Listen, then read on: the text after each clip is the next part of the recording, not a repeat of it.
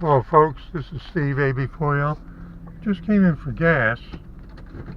My dash cam's at home charging the battery. Pull in here, I think this is interesting.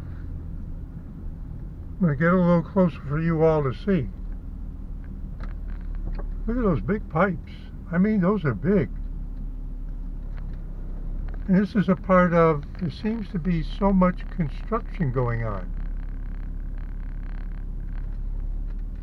Look at them. I would say that's 4-foot diameter at least. At least.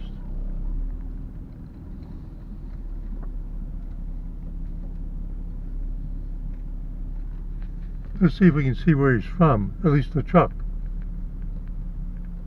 TENH.com. Tennessee Steel something LLC. So this truck is owned by the company that manufactures those pipes. I bet you when I look up TENH, that's what it's going to be. Okay. I'm not promoting anything. I'm not rating anything. I think it's just interesting. They transport their own pipes. It's that kind of specialty, and probably they sell enough of them. Steve AB4L, just out having fun on this beautiful day as it comes to an end, saying see you in 73.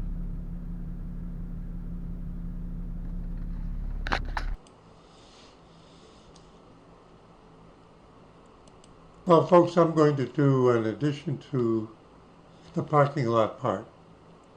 So I was at the spot here where I was reading off the logo on the truck side is TSH, and the website was TENH.com. Now remember, I'm not promoting anything, I'm not recommending anything, I'm curious.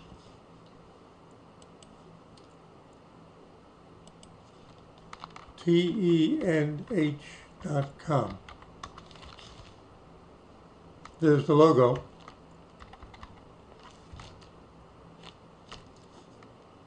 What's this about? Excellent pay and incentives. TSH offers the best pay program in the flatbed industry. We were looking at a flatbed trailer, hauling equipment. As a lease purchase driver, what would that mean? Lease purchase driver. They're leasing it to you. I mean, there's errands down here in Asheboro. You need a computer, you need a desk, you need something. They lease it to you, but once you've paid enough, you own it. Lease purchase. I'm guessing that's what it means. As a lease purchase driver, you receive 72% of 100% of the line haul, while our owner-operator drivers earn 75% of 100% of the line haul. So they figure out the jobs and you are working for them as you're purchasing the flatbed. TSH passes 100% of accessorial fees to owner-operator, including fuel, blah, blah, blah, blah. Tell us how you want to be paid. Company check or come in, mailed to you. And then they're talking about the lease purchase options on trucks and trailers. I'm not promoting anything. What was that all about? Truck stop and in-cab scanning, an attractive way to ensure all your paperwork is submitted to our billing and settlements department. Apply now. Testimonials. That looks like they're on YouTube.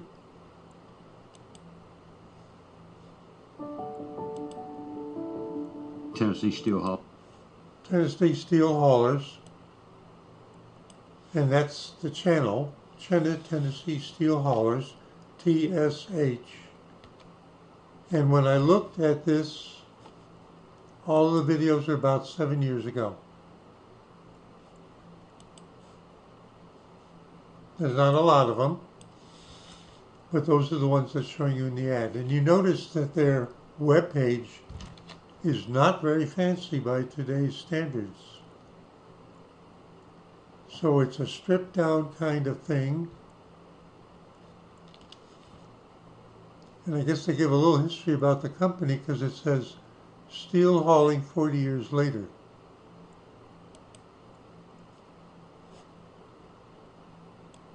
Now, I saw something else.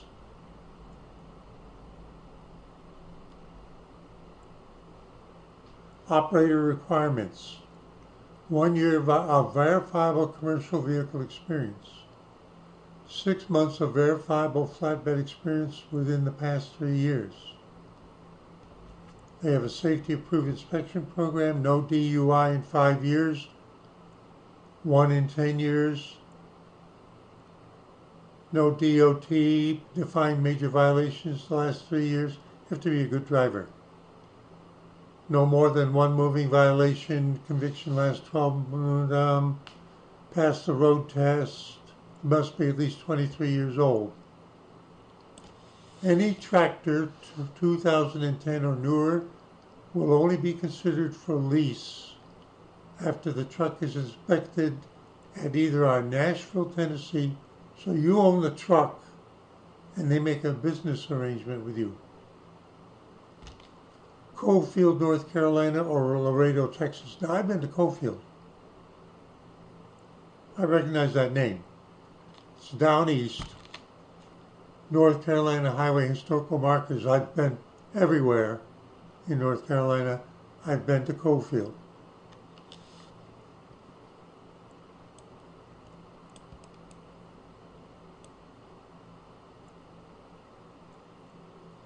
Trailers that are contractor-owned must be 48 feet tandem axle, less than 10 years old, and no holes in the floor.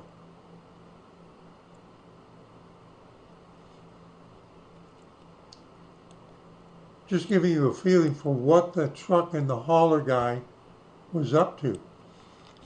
There's all kinds of business arrangements. It's a village in Hertford County. That's down east. Population 413. It's a little crossroads, so to speak, in a farming area.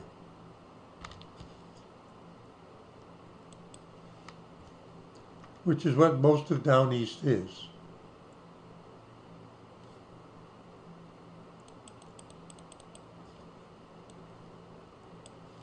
Purdue Road, Ashoki Cofield Road, NC 45.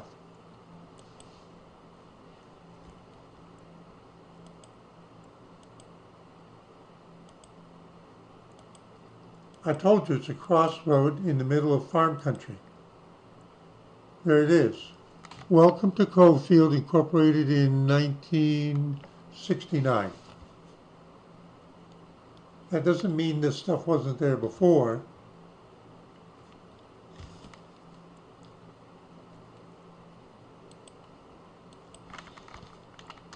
Whoop. Excuse me.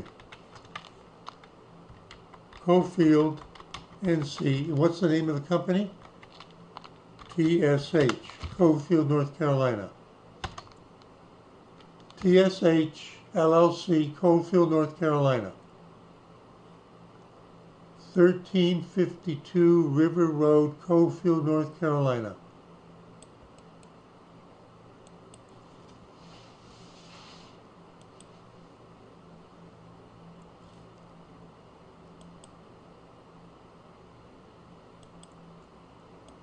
I told you it's farm country. It's down on the coastal plain. This doesn't surprise me. I wouldn't expect to find this in the middle of a city. They just have an office in North Carolina. They have another one in Tennessee. They have another one in Texas. They haul steel specifically. That's their specialty. You want to get into that particular kind of business. Now, what was this guy?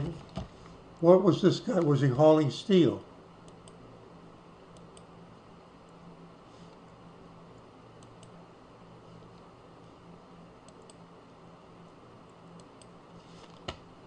He sure was. He sure was. He was hauling steel. That's the kind of stuff they specialize in. They want owner-drivers or people who want to come into this kind of work doing that kind of cargo. Specialized. I have a feeling that there's a reason why this is specialized. I wonder how much that stuff weighs. I wonder where the piping was made. Tennessee?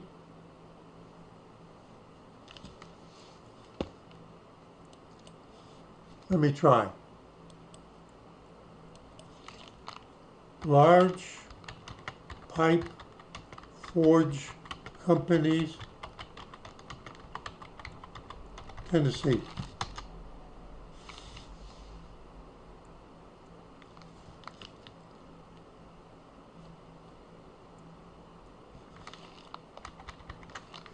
In Tennessee, this is the first time I'm doing it. R&M Forge and Fittings and Valley Pipe and Fitting Company are known for providing industrial pipe fittings, including forged steel and stainless steel options to various industries, and nickel pipe fittings and custom forging. Valley Pipe and Fitting, Kenny Pipe and Supply, Tennessee Large Forging Company Suppliers, Tennessee Forging Companies. Now, I use the word forging because this is not, it's thick. Thick. Custom forged steel pipes and fittings.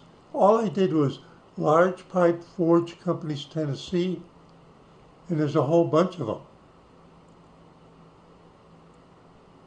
Pipe elbow suppliers located in Tennessee. Now it gets down to plastic fabrication country in Pigeon Forge. Pigeon Forge, Tennessee? Why would it be named that way? Is that like colonial? Hang on. Let's just chase it down. My mind wanders. Pigeon Forge, Tennessee. Well, there's the dam, there's the water wheel, there's the old mill.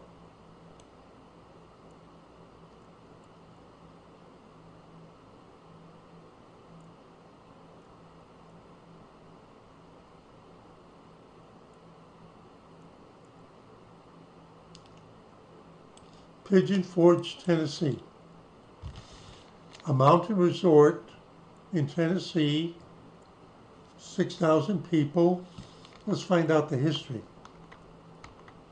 The name Pigeon Forge comes from an iron forge built by Isaac Love, 1783 to 1854, sometime around 1820. The name of this forge referred to its location along the Little Pigeon River in the vicinity of what is now the old mill. The name of the river comes from flocks of passenger pigeons.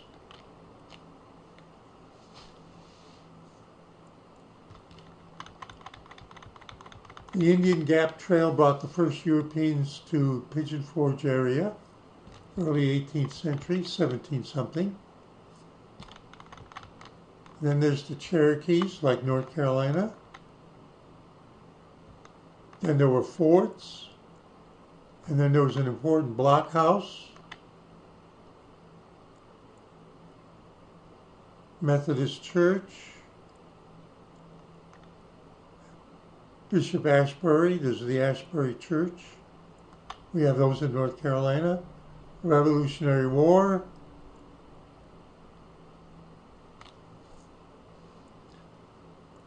Mordecai Lewis obtained a 151-acre land grant along the Little Pigeon River in the heart of what is now Pigeon Forge In 1817, Lewis's son-in-law, Isaac Love, established an iron forge for which the city was eventually named. The complex included a bloomery furnace and water-powered trip hammer they melt the steel alloy and then they bang it and roll it to shape it and make it strong. The slamming it is a part of the process. A trip hammer to smelt and mold iron ore into iron bars. Love erected the forge board mill in 1830. Although the iron furnace was sold and relocated in the 1880s, it's still called the old mill.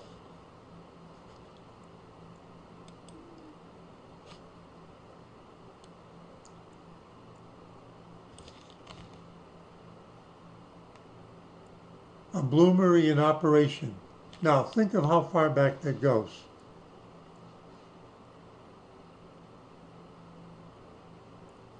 I visited an old forge. Now this will be the last. I'm going to North Carolina.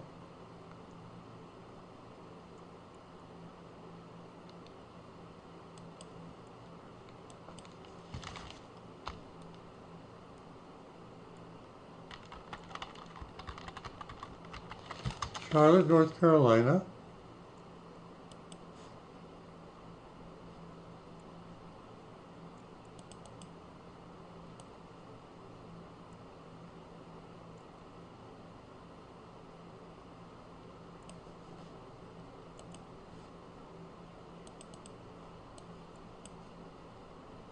There's Wingate. Somewhere along here, I visited a forge from that period of time in North Carolina, somewhere along this highway between Rockingham and Wingate, Monroe.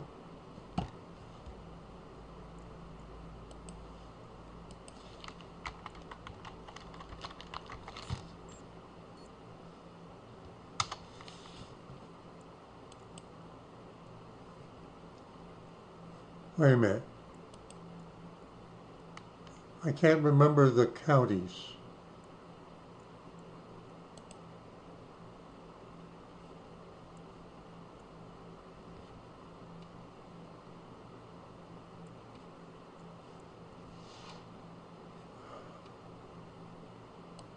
Hang on. Forge, F-O-R-G-E.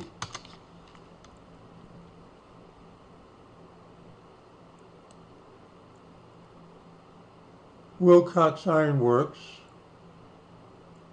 Troublesome Iron Works, Moratuck Furnace,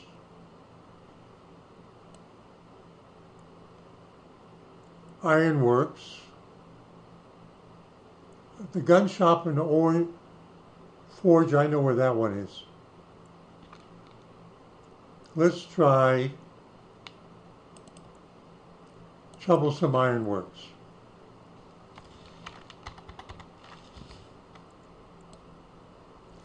Used in the Revolution, Green's Army camped there after the Battle of Guilford Courthouse. That means it's in this area. By 1770, the early colonial ironworks had been established on Troublesome Creek in present Rockingham County.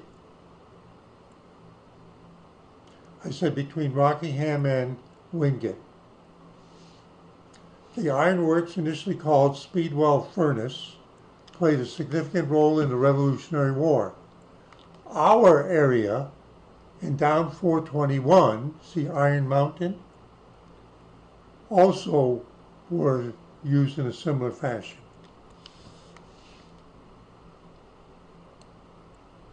Initially called Speedwell Furnace. Now I know we're going from Tennessee, but they're hauling the kind of ironwork that forges and modern forging produces as a specialty.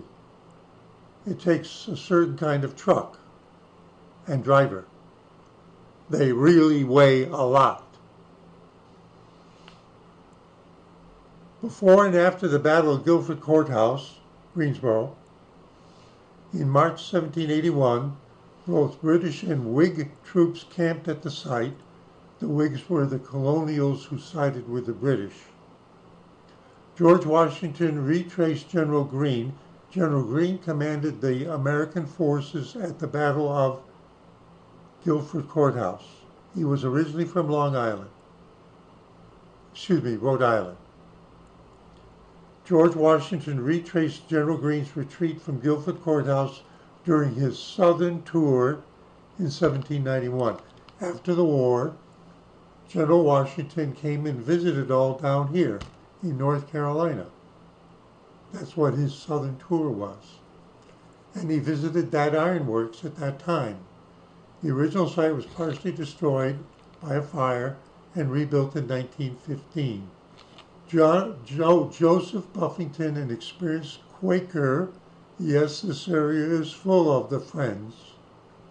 Ironmaster, originally from Chester County, Pennsylvania, that came down on the Great Wagon Road. This part of North Carolina was settled by people who came down from Pennsylvania, not inland from the coast. See, I know my history.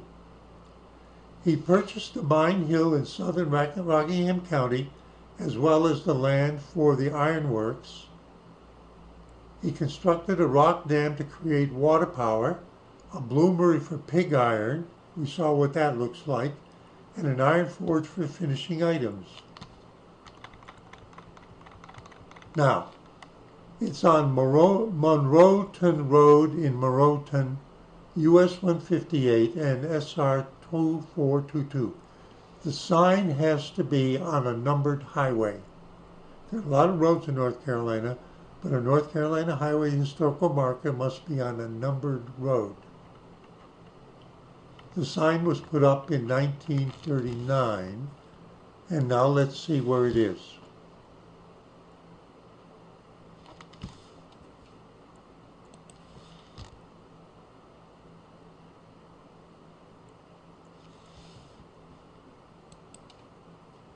The sign is at the conjunction of 158 and Monroeton Road.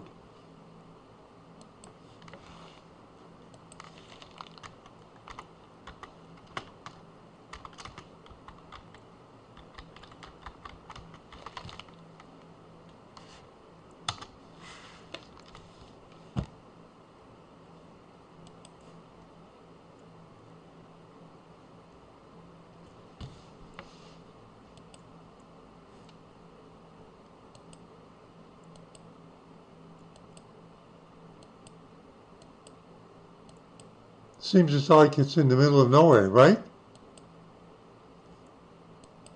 This is Monroeton Road. And what does it say here? Ironworks Road Detour. So at this time, which was March 2023, there was some kind of road construction going on.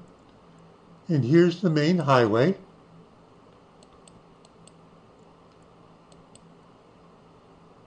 And this would have been a store out in the middle of the country. Whoop! Now look at what happened. Can we read that sign?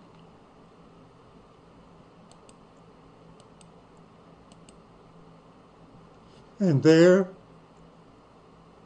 it is. That's the sign they're talking about.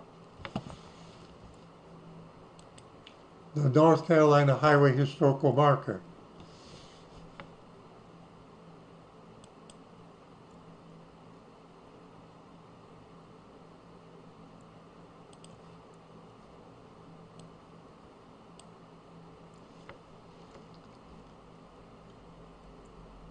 I just wanted to give you a feeling for where it is.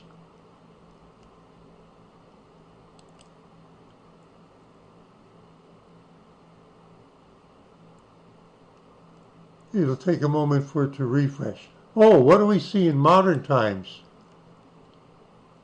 A solar panel field. Now let's read the sign. Used in the Revolution, Greene's army camped there after the Battle of Guilford Courthouse, 1781. The sign is located at US 158 and SR 2422, and the sign is, or the site is, 1.5 miles north.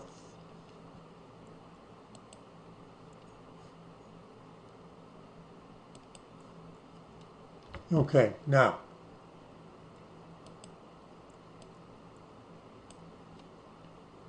this is 200 feet, 500 feet, 1,000.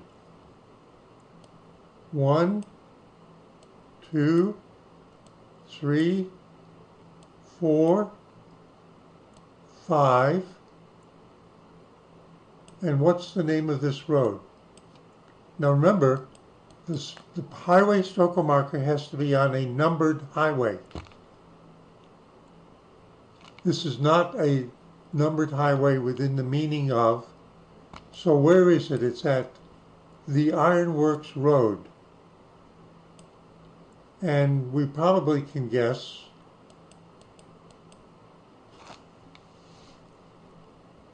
that it's either here or here. But it said 1.5 miles north on 158. So 1.5 miles north, and it says Ironworks.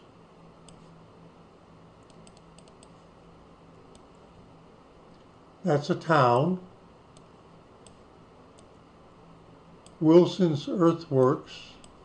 We need to find where, my guess it's somewhere close to here, because there's a creek, and we can't tell in modern times.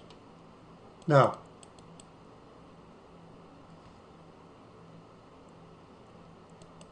this is called Troublesome Ironworks. Let me try one more thing.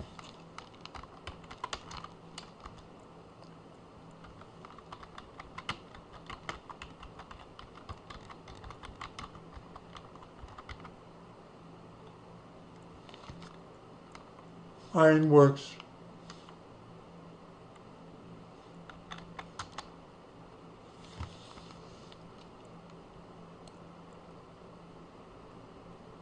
Wikipedia. Let's see if they give a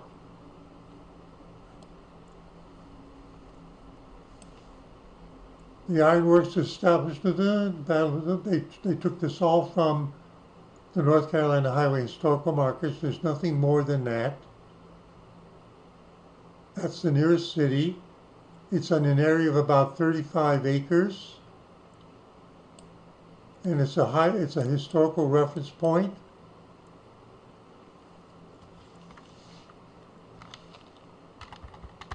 And what does this refer to?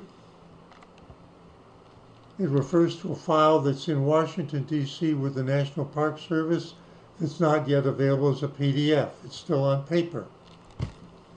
Look, this is the kind of stuff I like to do. So Wikipedia wasn't a big deal for us to find it.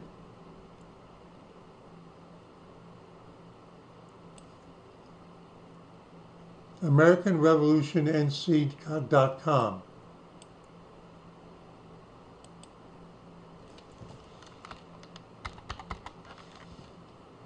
Now I'm tracing this down from what was an early example of an ironwork in North Carolina.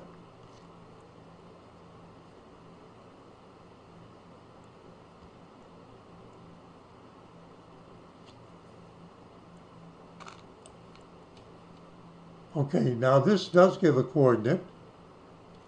It says Continental's camp before and after Guilford Courthouse battle.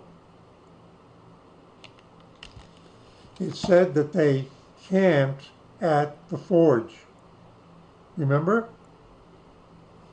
The Continental Army of Major General Nathan Greene, who was originally from Rhode Island, headed for Virginia to elude British temporarily in early 1871. General Cornwallis was chasing after him. He came up from the coast.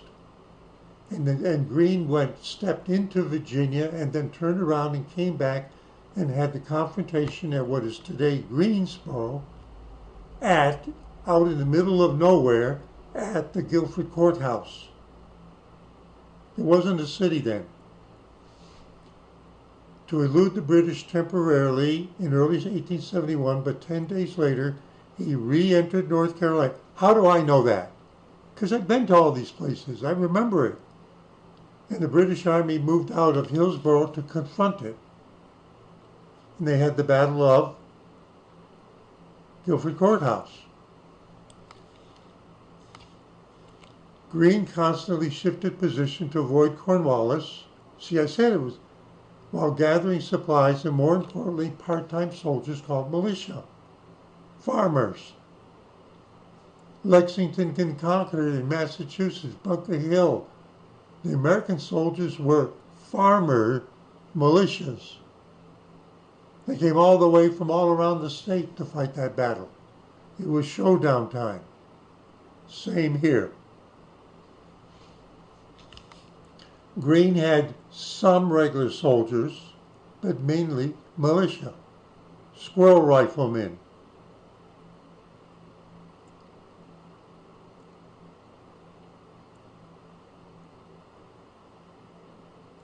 Now,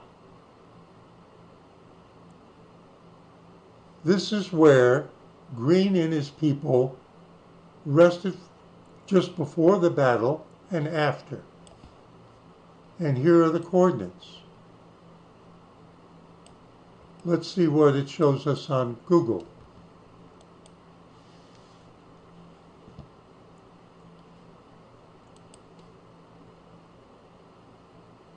There's Troublesome Creek. There's Troublesome Creek crossing Monroeton Road.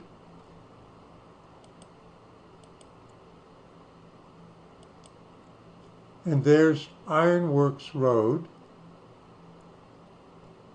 And so the coordinate they're giving is right about there.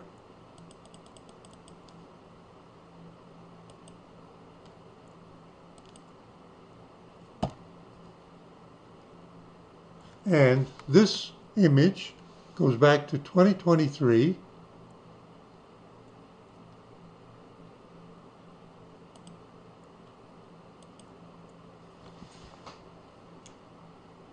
There would have been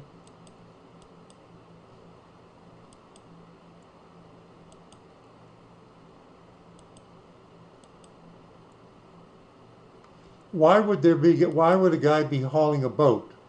If you knew the area down there, you'd know the answer to that. He's been fishing, or he's going fishing. There's the creek. So the forge was somewhere within sight of this bridge. What it was then out in the middle of nowhere, and what was out in the middle of nowhere today. And this is one of the places I was.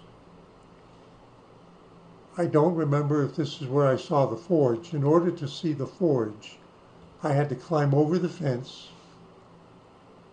and go down along the creek because it wasn't at the highway side.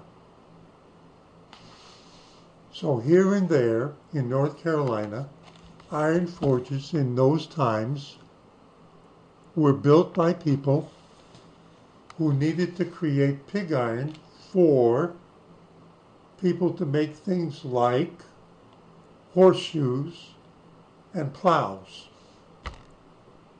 You smelt the iron near the mine, you forge it into something that can be transported and used by somebody else that melts it down and forms it, hammers it into horseshoes, wagon wheel rims, axles, rifle barrels.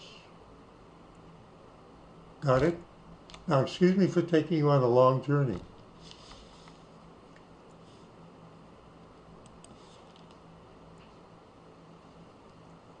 Do you see how it fits into the kind of pipe that's on that truck? Okay. A lot of the small pipes that you see, like aluminum pipes, they're extruded. These are not extruded. All right, I've had my fun. This is the way I like to adventure. I see something down there when I'm going shopping. It looks interesting. I do a video of it. Then I do a little bit of background. And just like when I went out finding all the North Carolina highway historical markers, I find out something interesting that I may not have known about, or something that I, in trying to tell you what forges are. Oh, wait a minute. There's one more thing for me to show you.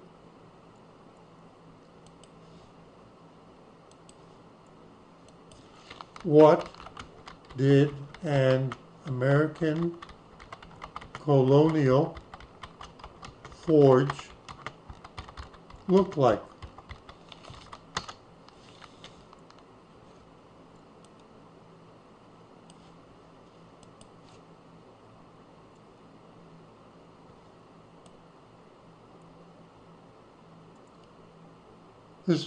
Here we go. Spanish colonial forge, Revolutionary iron forge,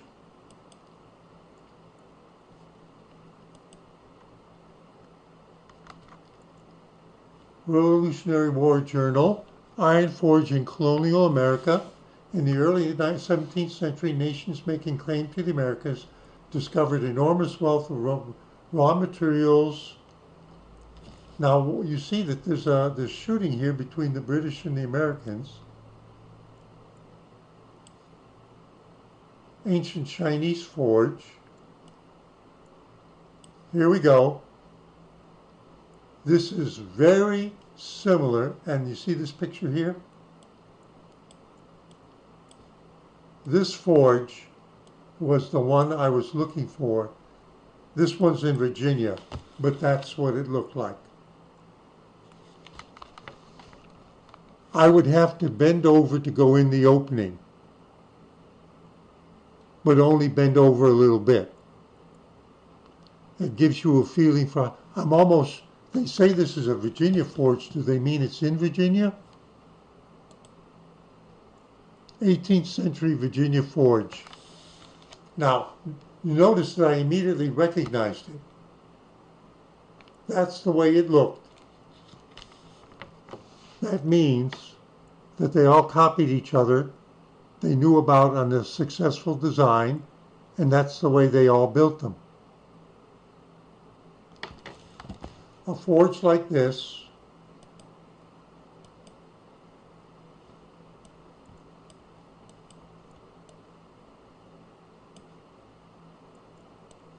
let me go back here. I have a reason, and then I'll finish it.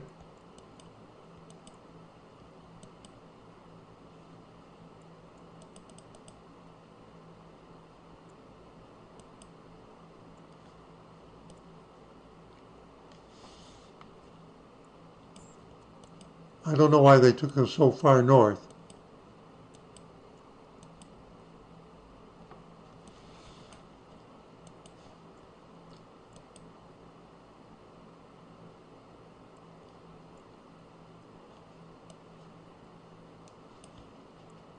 The forge I was hoping to be able to show you, which was off the road, but had a highway historical marker, and it may very well be the one that I went to, looked like this.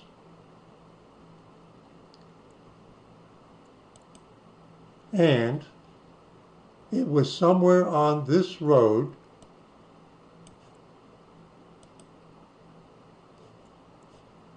between Rockingham and Wingate. And I don't remember exactly where, but clearly one of the signs for North Carolina highway historical markers indicating a forge is close to that road. I'm remembering things from the early 2000s. Better than Biden can do. Steve A. before you, just having fun, letting his mind wander, saying see you in 73.